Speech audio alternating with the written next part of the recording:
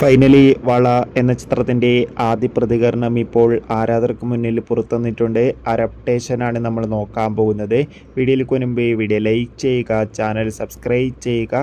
ഈ വരുന്ന സെപ്റ്റംബർ മാസം അങ്ങോട്ട് ധാരാളം ചിത്രങ്ങൾ OTT റിലീസിനെത്തുന്നുണ്ട്. നമ്മുടെ ചാനൽ ഭാഗം പരിശോധിച്ചാൽ ആ വീഡിയോയൊക്കെ നിങ്ങൾക്ക് കാണാം. അതൊക്കെ ഒന്ന് കാണാൻ വേണ്ടി ശ്രമിക്കുക. ധ്യാൻ ശ്രീനിവാസ്, ലുക്മാൻ എന്നൊക്കെ പ്രധാന കഥാപാത്രങ്ങളായിട്ട് ഇന്ന് സെപ്റ്റംബർ 19 തീയതി റിലീസിനെത്തിയ ചിത്രമായിരുന്നു വള.